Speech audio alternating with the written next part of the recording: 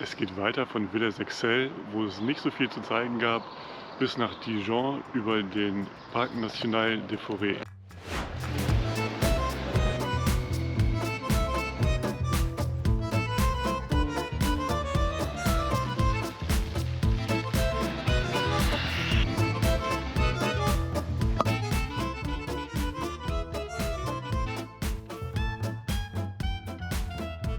Im letzten Video bin ich durch das Elsass und die Vogesen bis nach Villers-Sexcel gefahren und in diesem Video geht es insgesamt bis nach Lyon.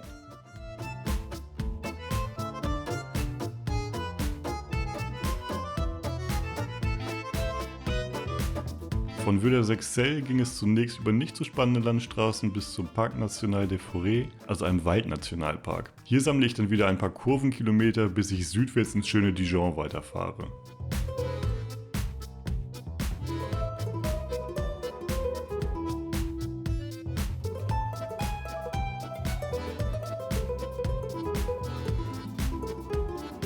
In der französischen Senfhauptstadt nehme ich mir dann einen Tag Zeit für die Sehenswürdigkeiten, bevor es weitergeht nach Lyon, dem eigentlichen Ziel meiner Urlaubsreise. Dort habe ich dann eine Woche Französischunterricht, erkunde die Stadt und das Umland, bevor es wieder heimwärts geht, aber zu all dem später mehr. Schön, dass ihr wieder mit dabei seid und nun viel Spaß mit diesem Video. Auch dieser Morgen erwartet mich mit brillantem Wetter und strahlendem Sonnenschein über den weiten Agrarlandschaften.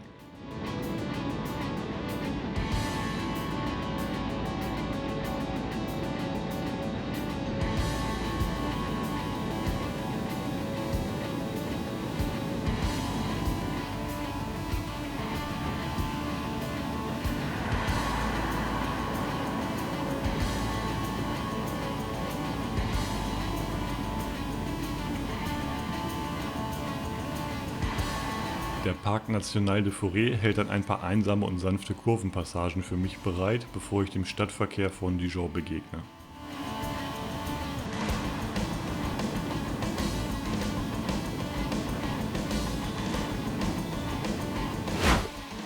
Hallo vom Place de la Libération hier im Herzen von Dijon, die Hauptstadt für Senffreunde mit dem weltweit bekannten Dijon-Senf oder auch für Weinfreunde, denn Dijon liegt mit im Herzen des Burgund und bietet dafür reichlich Möglichkeiten, um Weine aus der Region zu verköstigen.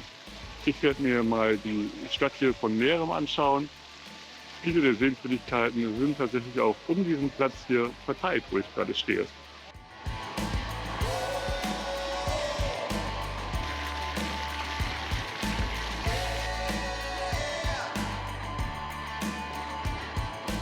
Einer der berühmtesten Söhne der Stadt ist vielleicht Alexandre Gustave Eiffel, der Erbauer des Eiffelturms. Zumindest auf Zeichnungen seines Büros basieren die finalen Pläne der Markthalle von Dijon. Sie wurde 1875 fertiggestellt und da ich sehr gern koche, muss ich unbedingt einen Blick in die reichen Auslagen hier werfen.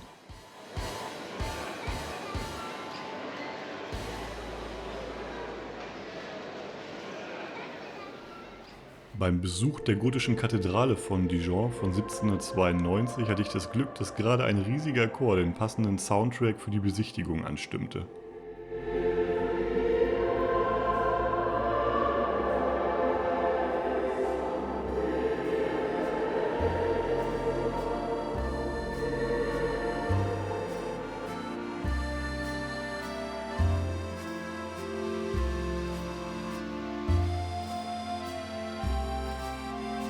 Statt uns in der hektischen Innenstadt in einem Café niederzulassen, gab es einfach eine kleine Auswahl aus einer hübschen Patisserie und eine Kaffeepause im nahen Jardin d'Arcy.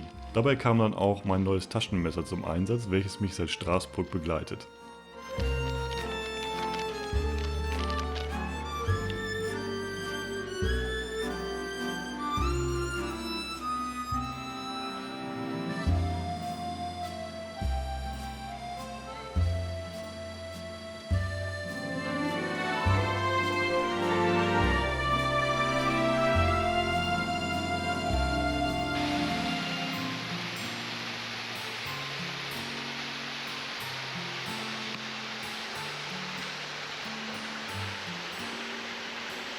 Auch wenn ich oft schon eine Idee habe, was ich mir wo anschauen möchte, ist es doch mal sehr schön, sich einfach durch die Gassen treiben zu lassen.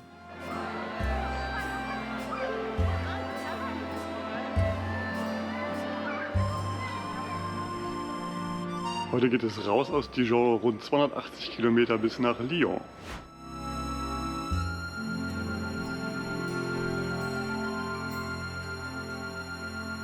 Eigentlich eine reine Transferfahrt, von der ich mir bei der Planung nicht so viel versprochen hatte. Allerdings führt die Route vielfach durch sehr schöne Landschaften. Direkt hinter Dijon fahre ich zum Beispiel durch endlose Reihen von Weinreben.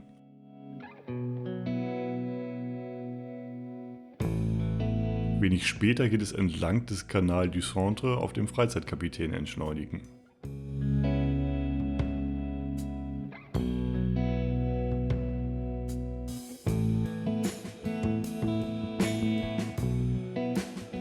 Gegen Ende wird mir dann noch etwas mehr Kurvenspaß zuteil.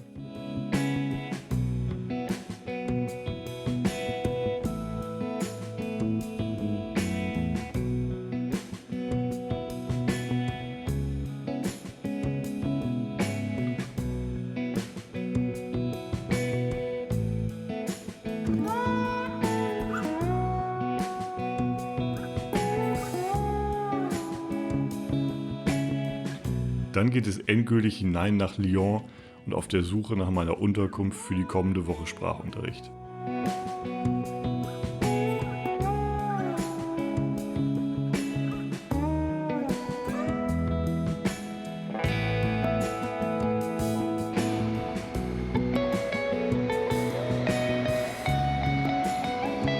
Kaum bin ich aus der Stadt raus, befinde ich mich auf der Rue de Grand Cru. Auf Deutsch bedeutet das so viel wie die Straße der großen Gewächse, also der edlen Weine. In dieser insgesamt etwa 60 Kilometer langen Themenstraße befindet sich eines der führenden Weineinbaugebiete Frankreichs. Wobei nicht jeder einzelne Wein hier super sein muss. Denn Grand Cru ist zunächst eine Bezeichnung für die Lage. Je nach Region oder Land wird diese Bezeichnung auch noch anders verwendet. Die Bezeichnung großes Gewächs gibt es so beispielsweise auch in Deutschland, aber hier wird sie allein als höchste Klassifikationsstufe verwendet und nicht als Bezeichnung für eine Lage.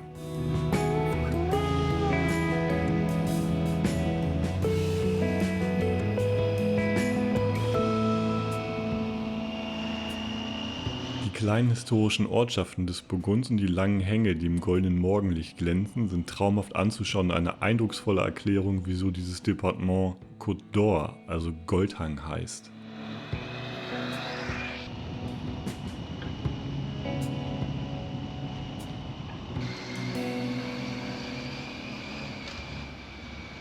Auf einigen Kilometern begleitet mich der künstliche Canal du Centre auf meinem Weg. Hier sind einige Freizeitkapitäne mit etwas mehr als Schrittgeschwindigkeit unterwegs und genießen die Landschaft links und rechts der Wasserstraße.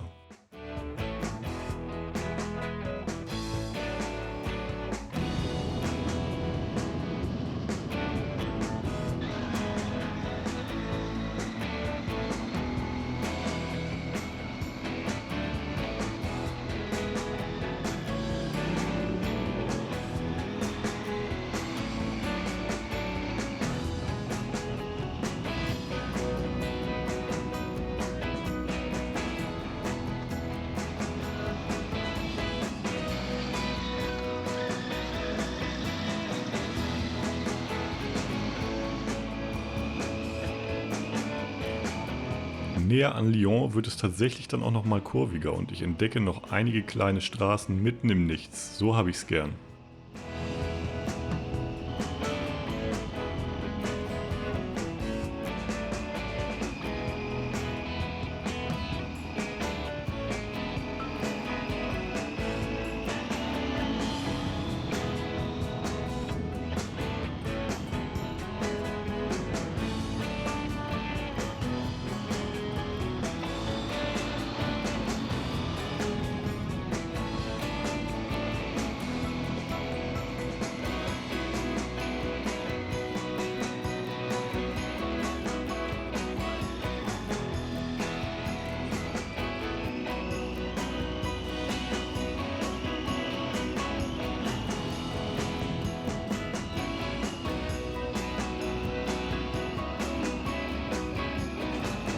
Kaum kann ich die große Stadt am Horizont sehen, da hat sie mich auch schon verschluckt. Ich freue mich schon, die Stadt selbst zu Fuß und das Umland mit dem Motorrad zu erkunden, aber erstmal läuft mir der Schweiß im langsamen Stadtverkehr und ich will nur das Motorrad abstellen und raus aus den Klamotten. In Lyon habe ich für die nächsten 5 Tage ein kleines Apartment und werde versuchen, einem Französischkurs etwas an meiner Sprachkompetenz zu arbeiten. Der Kurs geht jeden Tag bis etwa 13 Uhr und danach werde ich genügend Zeit haben, mir die Stadt anzuschauen. Am letzten Tag mache ich dann mit dem Motorrad noch einen Ausflug ins Umland, bevor ich leider wieder zurück nach Hause muss. Lyon verfügt mit dem Parc de la Tête d'Or über einen der größten Stadtparks in Frankreich. Das eigentliche Zentrum der Stadt ist die Presqu'île, die Halbinsel, die von den Flüssen Rhône und Saône umflossen wird. Hier befindet sich beispielsweise die Oper mit ihrer markanten tonnenförmigen Kuppel, das Rathaus und das Musée des Beaux-Arts. Am westlichen Ufer der Saône geht es steil bergauf auf den Hügel Fourvière, auf dem oben die Basilika Notre-Dame de Fourvière und der dem Eiffelturm nachempfundene Tour Métallique thronen. Unweit der Basilika finden sich auch noch die Reste eines römischen Theaters. Mit seiner verschwenderischen Leere von 62.000 Quadratmetern ist der Place Bellecour der drittgrößte Platz in Frankreich nach dem Place de la Conquête in Bordeaux und dem Place de la Concorde in Paris. Wie die gesamte Halbinsel des Lyoner Zentrums gehört auch der Place Bellecour zum UNESCO-Weltkulturerbe.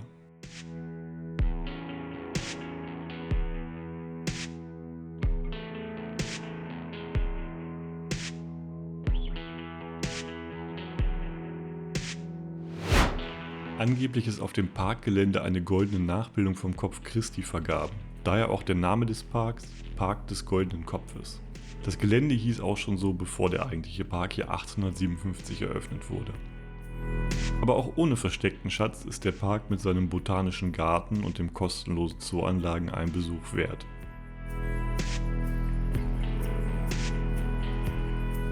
Zur Anlage gehört auch ein 16 Hektar großer See. An dessen Ufer mache ich es mir gemütlich, um mit meinem neuen Messer eine Flasche Wein aus der Region zu öffnen und diese mit etwas Wurst, Oliven und Baguette zu genießen.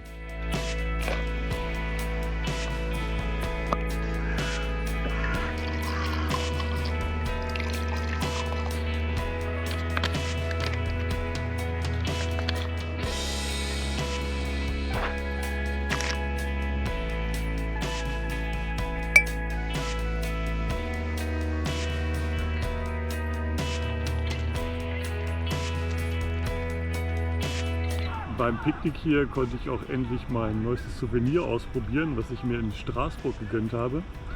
Denn meist habe ich auf meinen Touren auch irgendwie ein Taschenmesser dabei, manchmal auch einen Leatherman, was mir meine Frau geschenkt hat. Doch diesmal habe ich vergessen, es einzupacken, weil ich relativ unvorbereitet losgefahren bin. Und so habe ich mich in Straßburg umgeschaut und wollte ein Taschenmesser haben, was natürlich auch einen Korkenzieher hat, dass ich hier in Frankreich standesgemäß eine Flasche Wein öffnen kann. Und da habe ich mir dieses schöne Aubigné-Taschenmesser geholt, das ich euch mal kurz zeigen möchte. So klein ist das Aubigné-Messer gar nicht. Ihr seht es hier im Vergleich zu meiner Hand.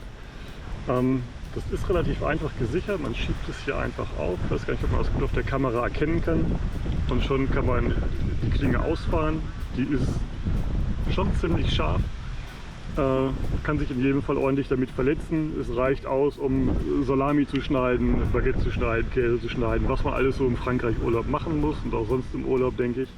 Dann kann man das wieder sichern und das Haupttool, weswegen ich das natürlich gekauft habe, ist hier dieser formschöne Korkenzieher, den man hier ausklappen und dann einfach benutzen kann, wie ihr im Video auch gesehen habt, hoffentlich. Genau.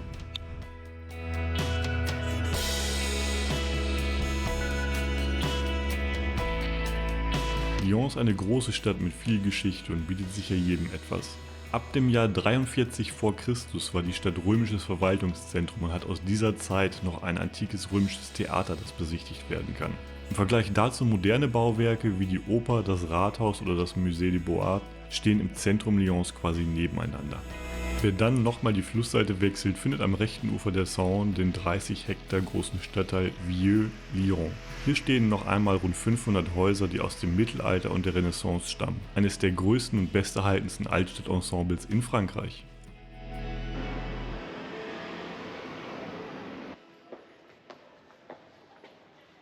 Über unzählige Treppenstufen und Steigungen oder mit einer Standseilbahn erreicht man in diesem Teil der Stadt auch eines der Wahrzeichen von Lyon, die Basilika Notre-Dame de Fourvière. Die heutige Basilika wurde 1872 fertiggestellt, aber schon seit dem Jahr 1168 stand an diesem Ort eine Marienkapelle.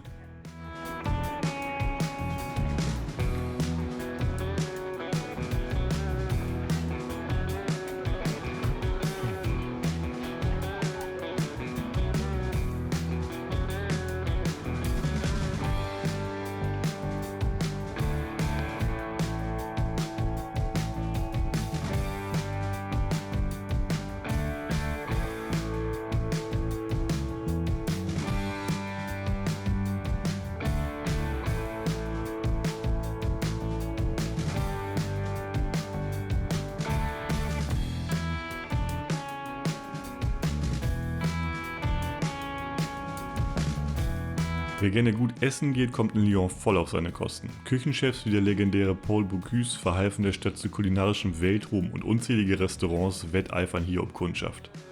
Zumindest einen Ausflug ins Umland von Lyon habe ich mit dem Motorrad geschafft. Der Französischkurs war einfach einnehmender als anfangs erwartet und die Stadt selbst bietet auch mehr als genügend Ausflugsziele, wie ihr nun vielleicht erahnen könnt. Auf meinem Ausflug erwarten mich keine monumentalen Sehenswürdigkeiten, sondern erstaunlich kleine und einsame Straßen direkt vor den Toren dieser Großstadt. Ich verlasse die Stadt in südlicher Richtung. Kurz außerhalb der Stadt kann ich direkt einige Kurven entlang der Weinhänge an der Rhone erkunden und dann zu meinem Rundkurs abbiegen.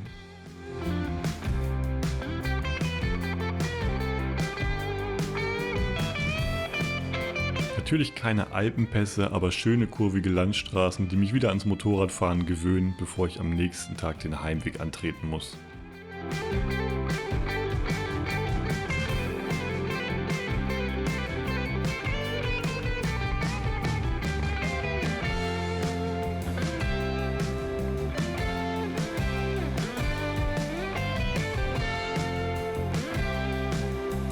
Wie an jedem anderen Tag hier scheint die Sonne bei blauem Himmel und etwas über 25 Grad.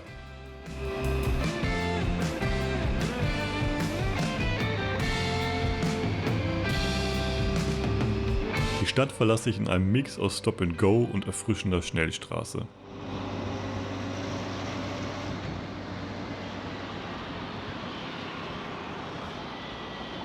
Wenig später setzt die Entspannung ein. Als wäre man 100 Kilometer von der nächsten Stadt entfernt, ist quasi nichts los auf den Straßen.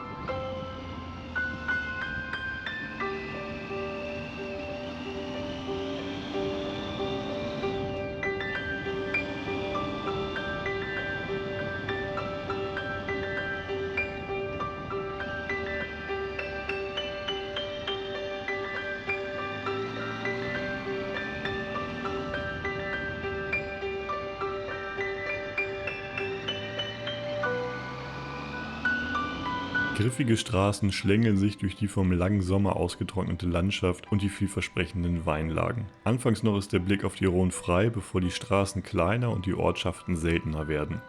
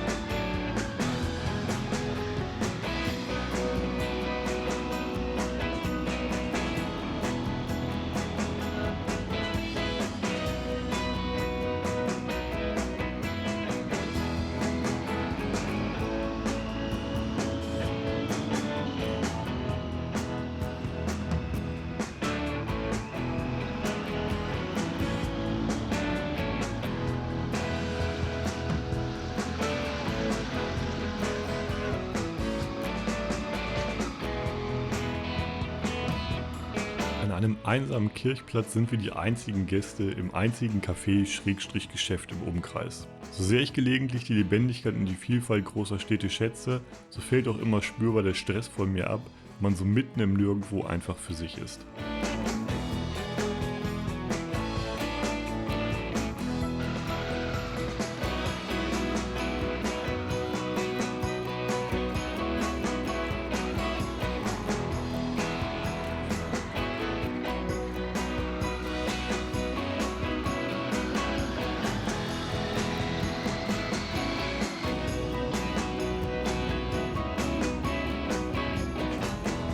Wie zu allen meinen Touren findet ihr auch hierzu die GPX-Daten und einen ergänzenden Reisebericht auf meiner Homepage.